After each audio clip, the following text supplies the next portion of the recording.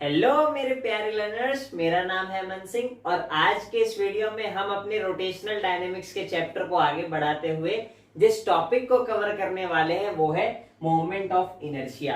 अब ये जो मोमेंट ऑफ इनर्शिया है वो एक प्रकार की प्रॉपर्टी होती है जब भी एक बॉडी जो है रोटेशन मोशन परफॉर्म कर रही होती है भैया, बट हमें इसका फील चाहिए तो मैं फील दिलाऊंगा उसका, थोड़ा सा सब्र करें। रहा नहीं जाता, तड़प ही ऐसी है ना। नहीं, नहीं, अब देखिए यहाँ पर बोर्ड पे आपको जो है 3 वर्ड्स दिख रहे हैं, मोमेंट ऑफ इनर्शिया। बट इसमें से मैं आप सभी का सबसे पहले फोकस लाना चाहता हूँ इस तीसरे वर्ड पर जो कि है इनर्शिया। ये वर्ड आपने कभी ना कभी जो है जरूर सुना होगा जब आपने न्यूटन का फर्स्ट लॉ जो है पढ़ा होगा अपने जीवन में। न्यूटन का पहला लॉ क्या बोलता है कि एक बॉडी अगर रेस्ट पर है तो वो रेस्ट पर रहेगी, या फिर अगर मोशन में है तो वो मोशन में रहेगी जब तक मैं इस बॉडी पर कोई एक्सटर्नल फोर्स ना लगा दूं। मीन्स देखिए ये एक्चुअल में पॉसिबल क्यों होता है, क्योंकि इस बॉडी के पास एक प्रॉपर्टी होती है इनर्शिया। अब देखिए अगर ये बॉडी रेस्ट पर है तो मैं इस पर कोई फोर्स नहीं लगा रहा, मैं बस देख रहा हूं, तो क्या होगा, ये एक्चुअल में मूव करेगा क्या?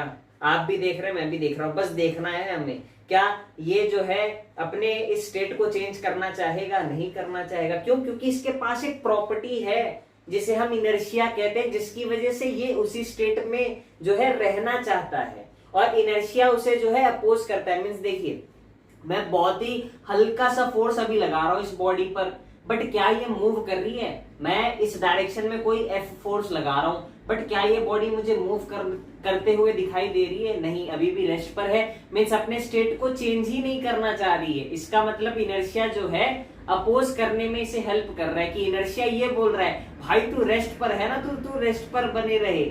जब तक मैं एक फोर्स की वैल्यू से ज्यादा प्रोवाइड नहीं करूंगा तब तक ये ब्लॉक जो है मूव नहीं करेगा। आप देखिए मैं धीरे धीरे जो है इस फोर्स की वैल्यू को जो है बढ़ाता हूं। अब देखिए ये जो है अपने स्टेट को चेंज कर चुका है और ये जो है मोशन में आ चुका है। इसका मतलब ये बॉडी जो है वो एक सर्टेन फोर्स की वैल्यू आप प्रोवाइड करोगे तब ये जो रेस्ट पर बैठी हुई ऑब्जेक्ट है वो मोशन में आएगी, मीन्स अपने स्टेट को चेंज करेगी। मीन्स मुझे अगर किसी बॉडी को मोशन में लेकर आना है, अगर मैं ट्रांसलेशन मोशन की बात करूं तो मुझे जो है फोर्स प्रोवाइड करना पड़ेगा इस बॉडी पर। अब देखिए यहां पर मैंने ये बोला कि कोई भी बॉडी अपने करंट स्टेट को मेंटेन कर रखना चाहती है क्योंकि इसके पास इनर्शिया नाम की एक प्रॉपर्टी होती है।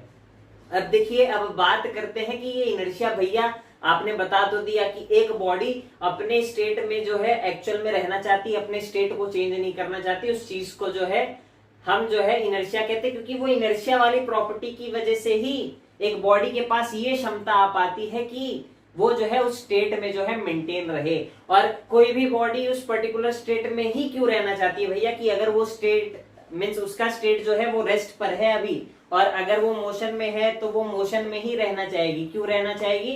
क्योंकि उसे जो है थोड़ा सा मजा आता है अपने उस स्टेट में। लग रहा है दिल गार्डन गार्डन हो रहा है, बहुत मजा आ रहा है यहाँ पे। ये एक्चुअल रीजन नहीं होगा, ये जो है थोड़ा सा आपके कॉमेडी के लिए था। मीन्स ये अपने उस स्टेट में इसलिए रहना चाहती है एक्चुअल में क्योंकि इसके पास इनर्शिया नाम की एक प्रॉपर्टी होती है। ठीक है, आई होप सो इनर्शिया क्या होता है ये चीज क्लियर है। अब देखिए अगर मैं आगे बात करूं तो इनर्शिया एक्चुअल में डिपेंड किस चीज पर करता है। अब देखिए अगर मैं बात करूं ये कोई एम मास का ब्लॉक है, बहुत ही कम मास है इसका, मैं थोड़ा सा ही फोर्स लगाकर इसे जो है रेस्ट से मोशन में लेकर आ सकता हूं। But on the other hand आप इस बात को सोचिए, अगर ये छोटा सा एम मास का ब्लॉक की बजाय मैं क्या ले लूं, एक 200 या 500 केजी का जो है एक बड़ा सा ब्लॉक ले लूं और जितनी फोर्स मैं इस पे अप्लाई कर रहा हूं और इसे मोशन में लेके आ रहा हूं, क्या उतने बड़े अगर मैं 200 केजीज या फिर 500 केजीज के ब्लॉक पर भी सेम अमाउंट ऑफ फोर्स लगा रहा हूं, मीन्स मान लेते हैं अगर इस पर मैंने कोई F1 फोर्स लगाई जिसके बाद ये मोशन में आना स्टार्ट हो गई, क्या same amount of F1 force लगाकर मैं वो 200 या 500 केजी के ब्लॉक को मूव करा पाऊंगा? नहीं करा पाऊंगा ना। इसका मतलब क्या है, इस केस में इनर्शिया कम है, उस केस में इनर्शिया ज्यादा है। और क्यों ज्यादा है? क्योंकि इसका मास कम है, उसका मास ज्यादा है। अगर मैं 200 केजी या 500 केजी वाले ब्लॉक की जो है बात करूं, इसका मतलब ये है कि अगर ट्रांसलेशन मोशन की बात करूं तो जो इनर्शिया है वो इस बात पर डिपेंड करता है कि मेरे ऑब्जेक्ट का मास कितना है। जितना ज्यादा मास होगा उस पर्टिकुलर बॉडी की इनर्शिया उतना ज्यादा होगी और उतना ज्यादा मुझे एक्सटर्नल फोर्स जो है प्रोवाइड करना पड़ेगा उस पर्टिकुलर बॉडी को जो है मोशन में लेकर आने के लिए। तो आई होप सो इनर्शिया क्लियर है। और ट्रांसलेशन मोशन के दौरान इनर्शिया जो है मास पर डिपेंड करता है, ये चीज भी क्लियर है आप सभी को। अब बात करते हैं मोमेंट ऑफ इनर्शिया की। जैसे हमने देखा कि एक बॉडी ट्रांसलेशन मोशन के दौरान अपने उस पर्टिकुलर स्टेट में ही रहना चाहती है, अपने स्टेट को चेंज नहीं करना चाहती। समझ रहे हो? समझ रहे हो आप? समझ रहे हो ना? तो ये तो जस्ट आपके लिए फन के लिए था। अब मैं आता हूं कि सेम जैसे हमने ट्रांसलेशन मोशन के केस में देखा कि इस पर जो है इसके पास जो है इनर्शिया नाम की प्रॉपर्टी होती है, वैसे ही जब एक रिजिड बॉडी रोटेशन मोशन में होती है ना तो उसके पास मोमेंट ऑफ इनर्शिया नाम की प्रॉपर्टी होती है। अब ये जो मोमेंट ऑफ इनर्शिया है ना, ये चीज कहती है कि भाई तू अगर रेस्ट पर है तो तू रेस्ट पर रहे, या फिर मोशन में जो है अगर ये मोशन में है तो तू मोशन में ही रहे। क्योंकि कोई भी बॉडी जो है, जो रिजिड बॉडी है, वो अगर रोटेट कर रही है तो वो रेस्ट पर अगर मैं लेकर आने की कोशिश करूंगा तो वो उस चीज को रेजिस्ट करेगी due to the property of moment of inertia. तो मोमेंट ऑफ इनर्शिया का जो डेफिनेशन है आप सभी को जो है आई होप सो विजिबल होगा स्क्रीन पर। अब उस डेफिनेशन को देख लीजिए, कहीं पर आप नोट डाउन करना चाहते हैं तो कर लीजिए।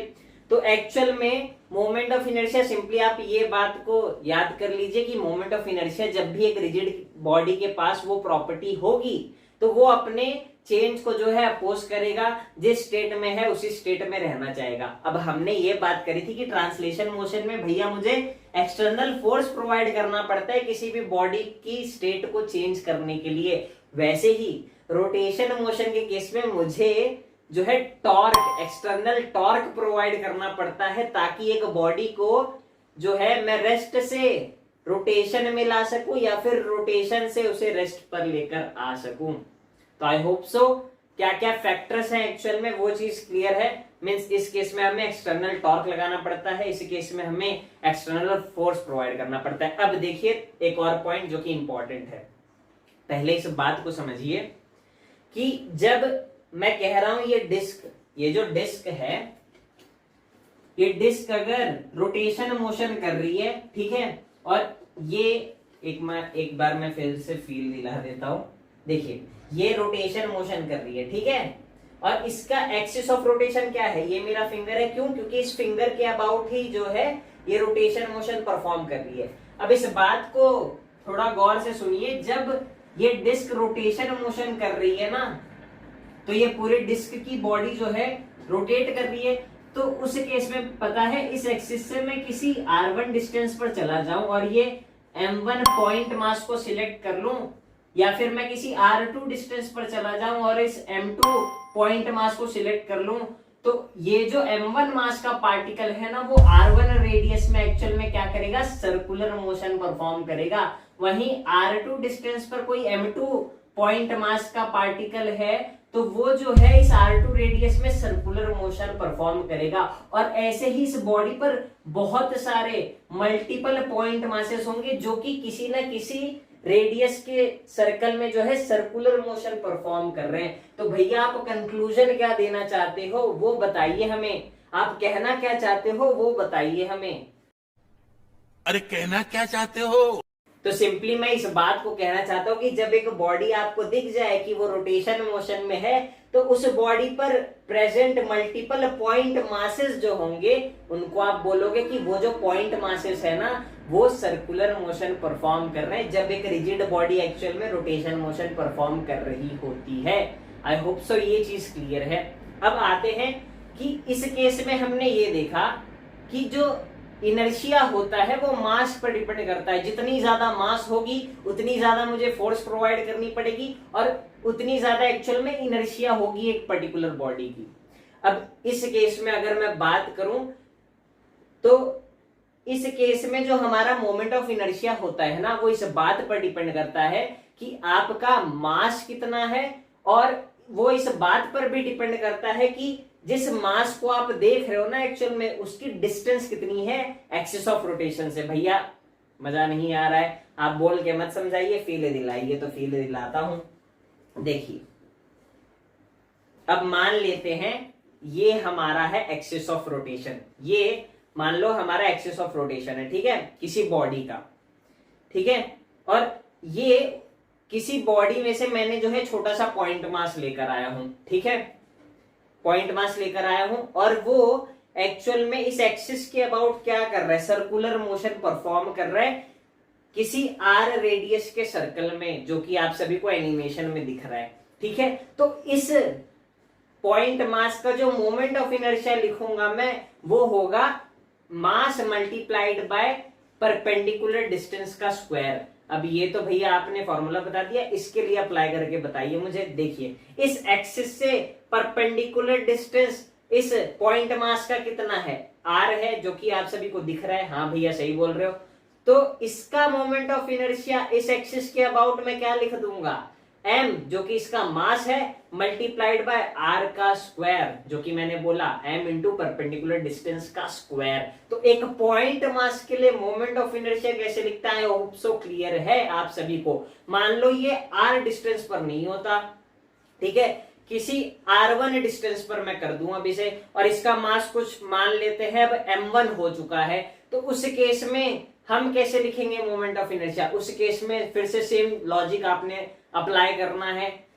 क्या है, ये एक्सिस ऑफ रोटेशन है, ये एक पॉइंट मास है, पॉइंट मास है। अब मैं क्या देखूंगा, इसका परपेंडिकुलर डिस्टेंस कितना है इस एक्सिस ऑफ रोटेशन से, r1 है भैया, हाँ जी r1 है।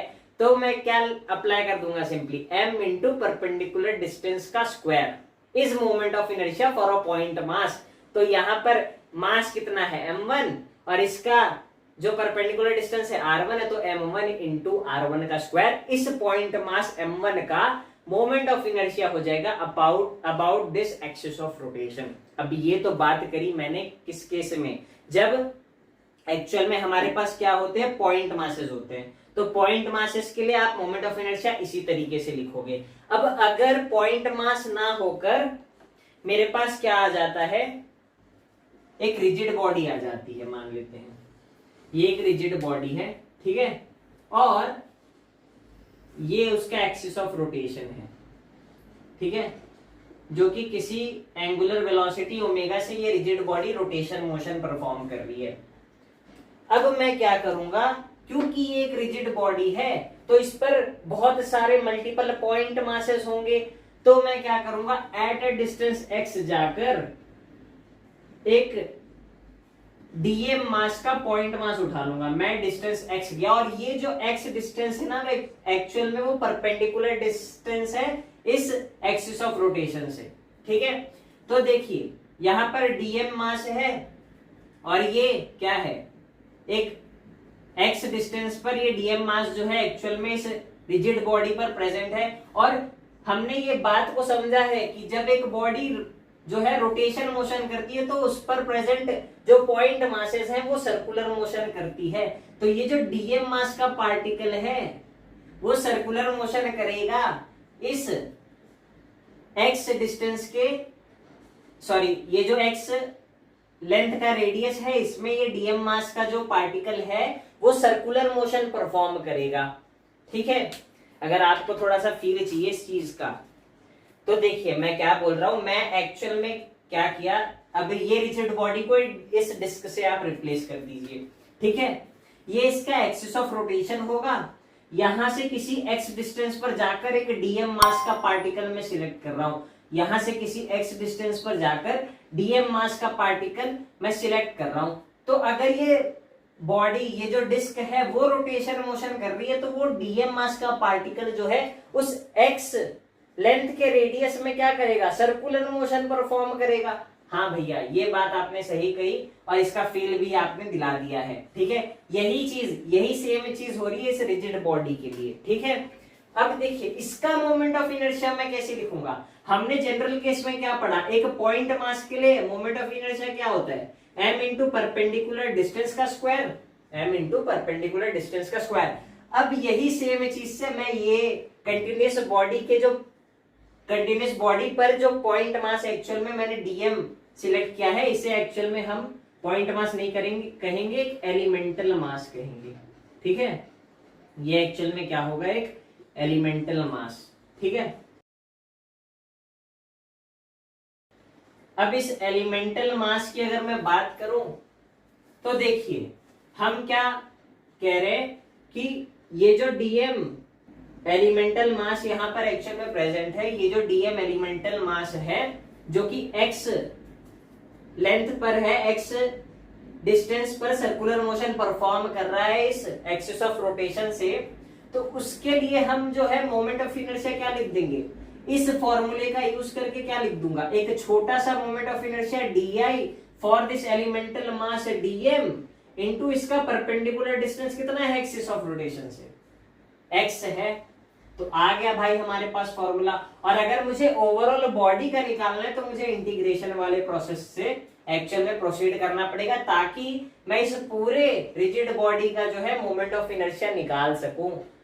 अभी मैंने क्या किया, सिंपली एक छोटे से एलिमेंटल मास को सिलेक्ट कर लिया जो कि किसी एक्स डिस्टेंस पर जो है सर्कुलर मोशन परफॉर्म कर रहा है इस एक्सिस ऑफ रोटेशन से। ठीक है, और उसके लिए हमने मोमेंट ऑफ इनर्शिया लिख दिया डी बराबर डीएम इंटू एक्स स्क्वायर। तो आई होप सो जब एक कंटिन्यूअस रिजिड बॉडी है, एक रिजिड बॉडी है एक्चुअल में जिसमें हमारा मास जो है डिस्ट्रीब्यूटेड होगा, तो हम क्या करेंगे, एलिमेंटल मास को पिक करेंगे किसी एक्स डिस्टेंस पर जाकर और इस फॉर्म में मोमेंट ऑफ इनर्शिया उसका लिख देंगे और फाइनली इंटीग्रेशन से हम फिर वैल्यू को निकाल लेंगे। और पॉइंट मास का तो मैंने फील दिला ही दिया था आप सभी को। अब मैं आता हूं यहाँ पर एक हमारे पास डेरिवेशन है छोटा सा, उसे भी एकदम अच्छे से जो है हम समझ लेते हैं फटाफट से। देखिए एक्चुअल में क्या है, एक रिजिड बॉडी है जो कि ओमेगा से रोटेट कर रही है और उस पर देखिए मल्टीपल पॉइंट मासेस हैं। m1 मास का जो पॉइंट मास है वो r1 डिस्टेंस पर जो है एक्चुअल में प्रेजेंट है, m2 मास का पॉइंट मास जो है वो r2 डिस्टेंस पर प्रेजेंट है और m3 मास का जो m3 मास का जो पार्टिकल है वो r3 डिस्टेंस पर जो है प्रेजेंट है इस एक्सिस ऑफ रोटेशन से। ठीक है, अब देखिए अगर मुझे जो है इस पूरे रिजिड बॉडी का काइनेटिक एनर्जी निकालना है तो मैं क्या बोलूंगा, total kinetic energy of rotating body is equals to sum of kinetic energy of individual point masses या फिर एलिमेंटल मासेस बोल दो आप, मैं यहां पर पॉइंट मासेस ही लिख रहा हूं।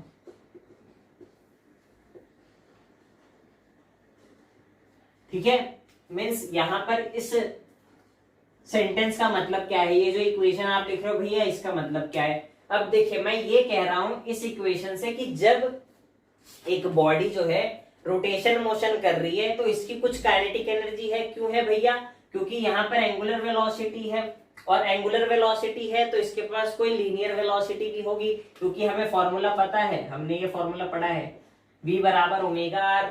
ठीक है, अब यहाँ पर देखिए ओमेगा की अगर मैं बात करूं, ओमेगा है इसके पास तो कोई लीनियर वेलोसिटी भी होगी इसके पास। ठीक है, अब देखिए यहां पर मैं ये इक्वेशन को आप सभी को थोड़ा सा फील दिलाने की कोशिश करता हूं। मैं ये कह रहा हूं कि जो ये rigid body rotation motion perform कर रही है किसी एंगुलर वेलोसिटी ओमेगा से, तो इस पर जो पॉइंट मासेस हैं वो भी जो है सर्कुलर मोशन परफॉर्म करेंगे। हाँ भैया ये बात तो सही है। तो अगर इसके पास ओमेगा है तो लीनियर वेलोसिटी है, इसका मतलब इसके पास कुछ सर्टेन काइनेटिक एनर्जी है। हाँ एकदम सही बोल रहे हो, इसके पास कुछ सर्टेन काइनेटिक एनर्जी होगी। तो ये जो ओवरऑल काइनेटिक एनर्जी इस रिजिड बॉडी के पास आएगी वो किस वजह से आएगी, क्योंकि यहाँ पर मल्टीपल पॉइंट मासेस जो हैं वो भी तो क्या कर रहे हैं, सर्कुलर मोशन कर रहे हैं और वो जो पॉइंट मासेस है वो एक्चुअल में कंट्रीब्यूट कर रहे हैं कि उनके मोशन के कारण जो है ओवरऑल इस रिजिड बॉडी का मोशन जो है एक्चुअल में ऐसा हो और उस वजह से इस पर भी जो है काइनेटिक एनर्जी आए, मीन्स उन इंडिविजुअल पॉइंट मासेस के पास कुछ सर्टेन काइनेटिक एनर्जी होगी और वो पूरा मिलकर इस बॉडी के पूरे काइनेटिक एनर्जी को जो है कंट्रीब्यूट करेंगे। तो इस वजह से मैंने बोला हूं कि सारे kinetic energy individual point masses जो इस डिस्क पर प्रेजेंट रहेंगे उनका सम कर दूंगा तो मुझे जो है एक्चुअल में टोटल काइनेटिक एनर्जी इस रोटेटिंग बॉडी की मिल जाएगी। तो आई होप सो ये चीज क्यों लिखा हूं ये चीज क्लियर है। अब यहां पर देखिए, अगर मैं m1 मास के लिए काइनेटिक एनर्जी लिखूं तो वो क्या होगा, काइनेटिक एनर्जी बराबर for mass m1 is equals to m1 into v1 का स्क्वायर, ठीक है, हाफ m1 v1 स्क्वायर, क्योंकि काइनेटिक एनर्जी का फॉर्मूला क्या होता है, हाफ mv स्क्वायर। अब v1 की वैल्यू कैसे निकालोगे, v1 क्या होता है, ओमेगा इंटू आर होता है। अब देखिए ओमेगा जो है वो हमें पता है और इसका m1 मास का जो डिस्टेंस है एक्सिस ऑफ रोटेशन से वो कितना है, r1 है। ऐसे ही v2 में फाइंड कर सकता हूं, वो क्या हो जाएगा, ओमेगा इंटू r2 हो जाएगा। वैसे ही v3 अगर निकालूं तो वो क्या हो जाएगा, ओमेगा इंटू r3 हो जाएगा, ओमेगा इंटू r3 हो जाएगा, ठीक है। अब देखिए काइनेटिक एनर्जी मैं जो है m1 पॉइंट मास के लिए यहां से लिख सकता हूं m1 इंटू v1, v1 क्या है, ओमेगा इंटू r1 का स्क्वायर, तो ये क्या हो गया, half m1 omega square r1 square, ठीक है। और ऐसे ही फिर मैं इसके करस्पॉन्डिंग m2 के लिए भी लिख सकता हूं, क्या हो जाएगा, half m2 omega square r2 का स्क्वायर। और देखिए m3 का भी ऐसे लिख लूंगा, half m3 omega square r3 का स्क्वायर। हाँ भैया इतनी चीज क्लियर है। अब देखिए यहां पर sum of kinetic energy of point masses है, इसका मतलब इसके काइनेटिक एनर्जी का सम प्लस इसके काइनेटिक एनर्जी का सम प्लस इसके काइनेटिक एनर्जी का सम और मल्टीपल मान लेते हैं n पॉइंट मासेस प्रेजेंट हैं, तो n पॉइंट मासेस का sum of kinetic energy total contribute करेंगे इस रोटेटिंग बॉडी के काइनेटिक एनर्जी के लिए। तो उसकी वैल्यू हम जो है यहां पर लिख सकते हैं, वो क्या हो जाएगा, देखिए kinetic energy of m1 plus kinetic energy of m2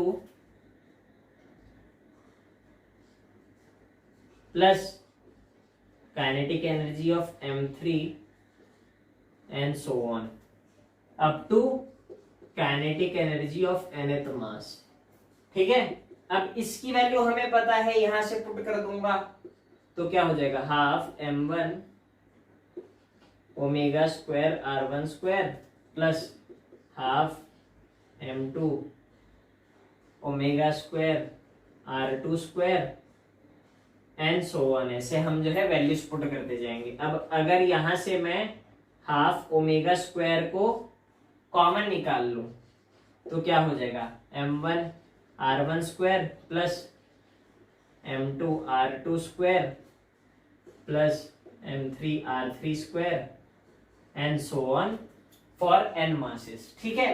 अब यहां पर देखिए ये क्या लिखा हुआ है एक्चुअल में, m1 इंटू इसका परपेंडिकुलर डिस्टेंस का स्क्वायर, m2 इंटू इसके परपेंडिकुलर डिस्टेंस का स्क्वायर, m3 इंटू इसके परपेंडिकुलर डिस्टेंस का स्क्वायर। मतलब ये पूरी टर्म क्या लिखी हुई है, मोमेंट ऑफ इनर्शिया लिखी हुई है। तो यहां पर क्या हो जाएगा, हाफ आई ओमेगा स्क्वायर, ठीक है। और मोमेंट ऑफ इनर्शिया को हम कैपिटल आई से डिनोट करते हैं। तो total kinetic energy of rotating body क्या हो जाएगी, हाफ आई ओमेगा स्क्वायर। तो ये जो चीज है हमें एक्चुअल में डिराइव करनी थी, तो यहां पर हमें बस इस चीज को देखना था। देखिए हमने ये इक्वेशंस देखे हैं कि क्या होता है, जो हमारा लीनियर वेलोसिटी है वो ओमेगा से रिप्लेस हो जाता है, जो हमारा लीनियर डिस्प्लेसमेंट है वो थीटा से रिप्लेस हो जाता है जब हम रोटेशन डायनेमिक्स में आते हैं। और वैसे ही अगर हमारे पास हमारा लीनियर एक्सेलरेशन है तो वो अल्फा से रिप्लेस हो जाता है। अब यहाँ पर थोड़ा सा आप ऑब्जर्व करने की कोशिश करिएगा, ये रोटेटिंग बॉडी के लिए हमारे पास जो है काइनेटिक एनर्जी आई है, और हम ट्रांसलेशन मोशन के केस में जो काइनेटिक एनर्जी लिखते हैं वो क्या लिखते हैं, हाफ एम वी स्क्वायर। ठीक है, अब देखिए v तो हमें पता है, v ट्रांसलेशन मोशन के केस में v होता है और रोटेशन मोशन के केस में ओमेगा होता है। तो v के करस्पॉन्डिंग ओमेगा से चीजें रिप्लेस हो गई हैं। और यहां पर देखिए मास के करस्पॉन्डिंग यहां पर कैपिटल I से जो है चीजें रिप्लेस हो गई हैं। तो इसका मतलब जो मास है वो रिप्लेस होता है मोमेंट ऑफ इनर्शिया से in case of rotation motion. Means यहां पर देखिए जैसे ट्रांसलेशन मोशन में लीनियर वेलोसिटी ओमेगा से रिप्लेस हो जाती है रोटेशन डायनेमिक्स में आते आते, वैसे ही एस अगर एस जो है वो उसके एनालॉगस हमारे पास क्या होता है, थीटा से वो चीज रिप्लेस हो जाती है, लीनियर एक्सेलरेशन अल्फा से रिप्लेस हो जाता है। वैसे ही जो मास होता है वो रिप्लेस हो जाता है मोमेंट ऑफ इनर्शिया से in case of rotation motion. ठीक है, आई होप सो इतनी सारी चीजें क्लियर हैं। अब अगले लेक्चर में हम मोमेंट ऑफ इनर्शिया के जो है कुछ डेरिवेशंस करेंगे, कुछ अलग अलग बॉडीज के लिए जो है हम मोमेंट ऑफ इनर्शिया को एक्चुअल में फाइंड करेंगे, तो चीजें जो है और अच्छे से क्लियर होंगी। आई होप सो यहाँ तक सारी चीजें क्लियर है। ये डेरिवेशन जो है वो भी आई होप सो अच्छे से क्लियर है। आई होप सो मजा आया होगा, फील आया होगा। अगर कोई भी डाउट अभी भी रहता है तो आप जो है नीचे कमेंट सेक्शन में मुझे पूछ सकते हैं या फिर इंस्टाग्राम पे जो है मुझे डीएम कर सकते हैं। तो इस लेक्चर में इतना ही, मिलते हैं अगले लेक्चर में जहां पर रोटेशनल डायनेमिक्स के चैप्टर को और आगे बढ़ाएंगे, चीजों को जो है और अच्छे से हम जो है क्लियर करेंगे।